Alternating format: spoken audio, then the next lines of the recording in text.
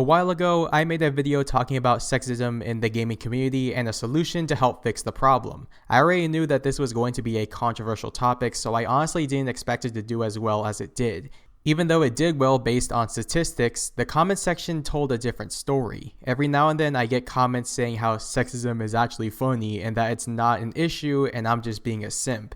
Look, I'm 99% sure these are just troll comments, but it does show how some people just don't take this seriously and how many people are actually doing this in chat rooms. So I thought, you know what, let's take a look back and discuss the topic a little more. One thing I find really annoying and repetitive about this topic is that people keep saying just mute them as a solution, or you wouldn't have survived Xbox 360 lobbies back in the day. And to be fair, they're not completely wrong. Xbox 360 lobbies were brutal to anyone who spoke into the mic, but back then you could just mute anyone without any consequence whatsoever. Now is a different story. Games like Overwatch, Counter-Strike, Valorant, and Rainbow Six require some form of communication when it comes to actually winning games, which means you can't just mute everyone as soon as you join a match because your teammates could actually be giving helpful advice, such as callouts. And if you can't hear those helpful callouts, you're gonna have a bad time. Not only that, many trolls have found other ways to be complete dicks by abandoning the match, throwing the match, or team killing the player, which basically sabotages the gameplay. You might then say, just quit the match and join another. But now you can't even do that anymore since most competitive games either completely lock you into the lobby or punish you for leaving the game, which means the person is literally trapped in this situation until the game ends, and that game can last anywhere from 10 minutes to an hour. This is extremely frustrating for anyone stuck in this situation, male or female, and even though this is mostly an issue with women, it affects everyone in the same lobby, unless everyone gangs up on you, which does happen. What I'm trying to say here is that gaming has drastically changed since the early 2000s, and with these changes becoming the new normal, something needs to be done about this issue since it's only getting worse and worse. Even though this is a continuation of the previous video related to this topic, I'm not going back on what I suggested before. I still think recording voice chat and reviewing it for further discussion is a good idea when it comes to reducing sexism and toxicity in video games. I know people aren't a fan of this for privacy reasons, but if you have a better idea other than just mute, I'd love to hear it.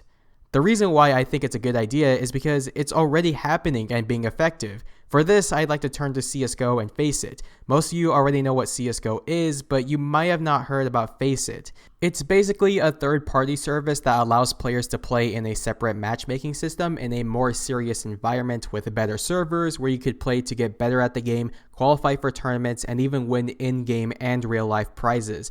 I strongly recommend it for anyone that's just tired of Valve's horrendous matchmaking system, but one thing that's overlooked is that FACEIT records both your team and your opponent's voice channels using CSGO's theater mode, also known as GoTV. I'll show you guys what that's like right now. Everything you're about to see and hear, including my voice, is directly from the GoTV demo. Let's rush mid like we did the last time we did this. Okay.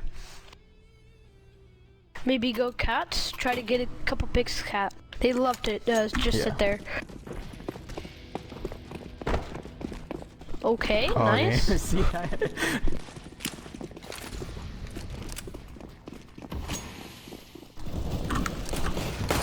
Stairs. It's okay, it's fine. Keep going. Ramp, one ramp. Already pushed up, cat. Okay. I'm playing for cat. There's two down, Another two down. cat. I mean, One ramp, palace. nice. Last year My coming. game freeze. He's planting B. Last one I think is A. Should be market. Yep, Market. market. Ready to go fast screen. Come on. From there, your behavior can be rated based on an index and will either reward you or punish you depending on where you are on the spectrum. This is a fantastic idea and I don't know why other games won't follow. So if you're a CSGO player that's just tired of toxic and sexist lobbies, then I recommend giving FACEIT a try. And FACEIT supports multiple games such as Dirty Bomb, Team Fortress 2, Halo, and I'd like to say Overwatch, but I can't remember the last time anyone used FACEIT for Overwatch, so just go to FACEIT's website and you'll find all the games that FACEIT supports. Implementing stuff like this can help drastically reduce sexism and toxicity in voice channels since developers can actually listen in and can punish people properly for being a douche if they're reported for it. If you're not a fan of it, just don't talk. Unless you constantly share private information or if you're one of these sexist or toxic individuals, I doubt you'll have a problem with this. To clarify, I don't believe that this will completely solve the issue with toxicity and sexism. In fact, this problem will never be 100% eradicated. There's always going to be that one guy or one girl or one group that's going to ruin the fun, but this can be reduced if developers at least try to reduce it. That is going to be it for today's video. What are your guys' thoughts on this topic? Let me know down in the comments below. I hope you enjoyed the video. Leave a like, subscribe for more content, and I will talk to you all later.